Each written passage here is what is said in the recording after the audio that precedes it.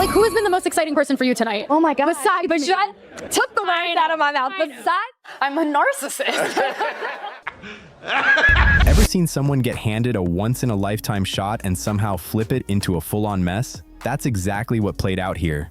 Rachel Zegler didn't just miss the mark with Disney's biggest remake. This situation grew into something way bigger than a simple misstep. We're talking about a film carrying a massive $170 million budget, the kind where studios expect real magic, not chaos. But instead of smooth sailing, things started going sideways so fast that Disney executives were reportedly flying out just to ask her to ease up online. That's not normal. That's pressure building fast. This movie was sitting in the same league as giants like Guardians of the Galaxy and Beauty and the Beast, but it still underperformed in a way few expected. What was meant to be a crown jewel ended up labeled as one of Disney's biggest live-action disappointments, and people didn't forget how it all built up. Then the comments started stacking up, calling the original Snow White outdated, mixing strong opinions right under the movie's own promo posts. That kind of talk spreads quickly, and just like that, the internet pushed back just as loudly. Now the numbers are out and they're hard to ignore. This wasn't just a flop, it became one of the most talked about box office struggles in recent memory. So what really happened behind the scenes, and how did things go this far off track for both Rachel Zegler and Disney? This wasn't just about one movie going wrong. It shows what can happen when messaging, expectations, and a massive budget collide. It all started when Rachel Zegler was personally chosen by Steven Spielberg to star in West Side Story. That's a major cosign that instantly put her on the map. By 2021, she was already landing roles in big franchises like Hunger Games and stepping into the DC world, opening major doors in the industry. Opportunities like that don't come often. She was moving fast and rising even faster. Then came the big one. Disney casting her as Snow White in a live-action remake of one of their most iconic films. That's the kind of role that can define a career or shift it completely. But during press, the tone started changing in a way people didn't expect. Interview after interview, she openly criticized the original 1937 film, the same movie that helped build Disney into what it is today. She called it outdated, questioned the story, and described the prince as a stalker, saying the romance felt off. At one point, she even laughed and said they weren't doing that this time because it felt weird. That moment stuck with people, and not in a positive way. Having opinions about older films is normal, but leading a remake built on nostalgia while publicly criticizing the original didn't land well with many viewers. Think about it like this. Imagine getting hired to run a taco spot and on day one telling customers tacos aren't even good. That kind of energy doesn't build trust. It pushes people away fast, and it didn't stop there. The whole promo run started shifting direction. When the first trailer dropped, instead of keeping the focus on the film, Rachel shared her personal political views under the trailer post.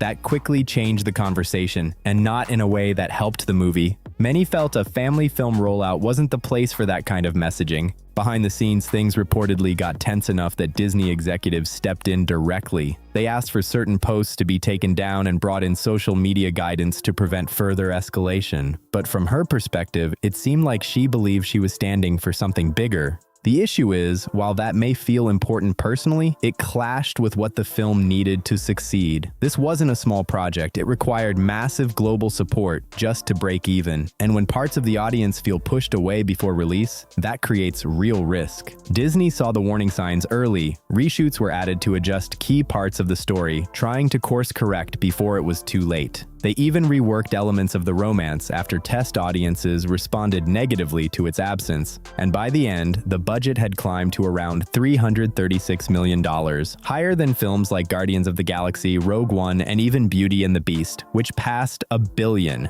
And this is where it really hits. All that money was riding on a film already surrounded by controversy before release, and by the time Snow White dropped in March 2025, the situation wasn't just difficult, it was brutal. Opening weekend told the story clearly. The film brought in about $42 million domestically, falling short of expectations, while international numbers reached around $118 million, which still wasn't enough. After just a few weeks, it was largely out of theaters, finishing with around $205 million worldwide. At first glance, $200 million might sound solid, but here's what really matters. theaters take a large cut, often close to half, which means the actual return to Disney drops significantly, especially with production costs sitting extremely high. Even after tax breaks, the numbers were tough, and reports suggested Disney may have lost around $170 million on this project. At that point, people began openly questioning how things reached this stage because this wasn't just a financial miss anymore. It turned into a full-blown public spectacle.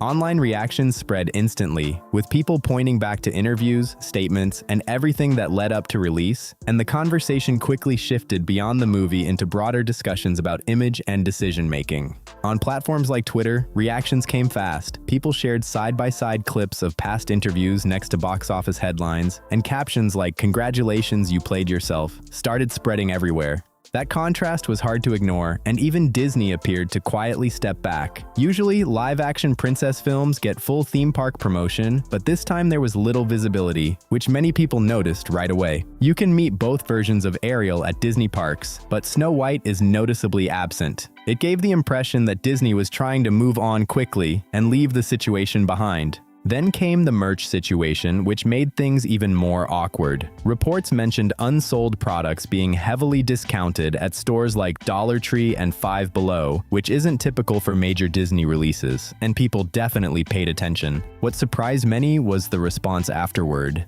Instead of stepping back, Rachel continued speaking in interviews, suggesting that the criticism was tied to how she was being perceived and pointing toward broader industry issues. She also appeared in major features, continuing to share strong opinions about how actors should approach public topics. And at one point, she described criticism as water off a duck's back. For many watching, that response raised even more questions, especially considering everything that had already happened. Now, moving into 2026, her career path looks different. She's working on a smaller indie comedy titled She Gets It From Me, which is a very different lane compared to the major franchise path she was on before. She's also performing in London's West End, which is solid work, but clearly a shift from blockbuster momentum, and people are paying attention to that change. There were also headlines about her potentially playing Gloria Estefan, but the project isn't fully developed, with no confirmed script, funding, or production timeline at this point. Because of that, some see it more as early-stage buzz than a guaranteed opportunity, especially in an industry where perception can shift quickly. In Hollywood, reputation moves fast, and when projects struggle while public reaction shifts this strongly, studios naturally become more cautious with future decisions.